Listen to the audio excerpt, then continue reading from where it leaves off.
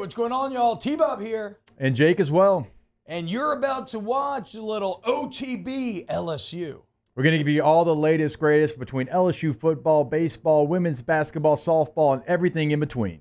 Bottom line, if you want to talk Tigers, keep it locked, subscribe, like it, and we hope you enjoy it. Jake, if I were to ask you, according to PFF, who were the highest graded players for your LSU Tigers this football season, who would you guess? All right. On offense, I'm going to go Garrett Nussmeier. Go whole team. We're going to go whole team here. I know. You're exactly right off the bat. Garrett Nussmeier, number one at an 83.5. And on defense, I want to go Braden Swinson. Bam, look at our guy, 2 for 2, 83 on the dot. I think this third one, I know. So in retrospect, it's like, oh, yes. Oh, Zay Alexander. Bam, okay, 3 for 3, dude, 82-2 for Zay Alexander. There's the only three players in the 80s. Yeah. It's the next offensive defense. Offense. Next two are offense. We're looking for the top five here. Will Campbell? No. He is on the offensive line, though. Yeah. Oh. Miles Frazier. No.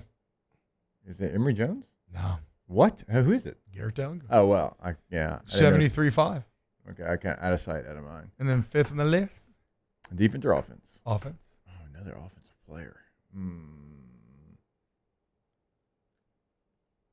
Aaron Anderson. Caden Durham. I know, that's a bit surprising, right? Caden Durham coming in at a 73.4. So, Nuss, Braden, Zai in the 80s, and then Garrett, Caden in the low 70s there. Those are your top 5 graded players from this LSU football season. And, well, you know, you can feel pretty good about that because Garrett will be back.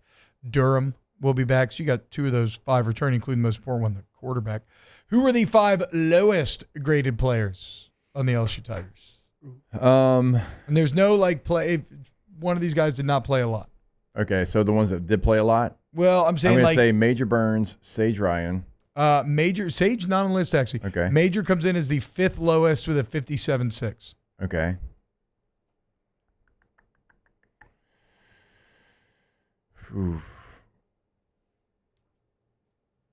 DJ Chester. He is 2nd lowest at 50.6. Pimpton? Nope. He must not have qualified for snaps. What? I mean. Yeah, it's tough. Mabinga's the lowest. Okay. 46.8. Yeah. He had a couple awful games. Yeah. Shone Washington, 3rd lowest. Yeah, you want to think about him because once McKinley got healthier, he stopped playing. And then Jordan Gilbert. So really, the things to highlight here certainly somebody is I knew it was the safeties. Mabinga and Chester got to take steps forward next year. Maybe Chester doesn't play center next year with Braylon Moore coming in, right? And then all of a sudden, DJ Chester can bump over to guard, easier position to play. I do love the growth that I saw from Mabinga because in Hunt's write-up at Louisiana Sports.net, he points this out. But what was Mabinga graded 43 and 46 before 64 against Vanderbilt. So you saw him, I mean, he was thrust into action in his first couple of starts, and he really struggled, and then he performed better after that. So hopefully he can keep that up.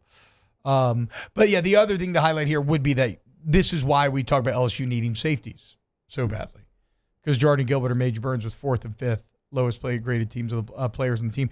However, it looks like LSU may get a bit of safety help. And that's with former Auburn defensive back Keontae Scott. Keontae Scott is someone who was a JUCO All-American, 2-time JUCO All-American. At Auburn, he started 23 games, Jake, 115 tackles, 10 passes defended. He could play anywhere in the secondary. But this is a guy who, because of the new JUCO rule that Diego Pavia spearheaded, where it does not count towards your eligibility. He has 1 season of college football left to play, and so maybe a bit of safety help coming in.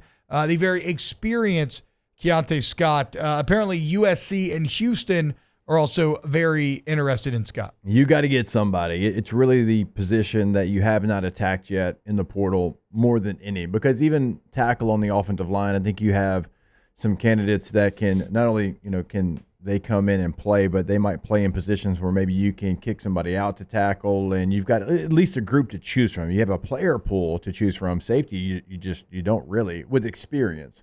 You only have young football players back there. Gilbert's the only experience that you have, and he did look better in the bowl game, to his credit. He played banged up most of the year, but he's got to raise his level of play, certainly, and you still got to add to that room. You got to add competition. You got to add a veteran presence. We've talked about it at the beginning of this deal. We said tight end, tackle, safety. You've taken care of tight end. You're still working at tight end. I still think you can add there. Mm-hmm. You still have work to be done at tackle, but you haven't done anything at safety right now. No, not yet. And we continue to hear rumors that maybe there's some players potentially on playoff teams that could be coming your way, but only time will tell on that front as far as safety goes and as far as tackle.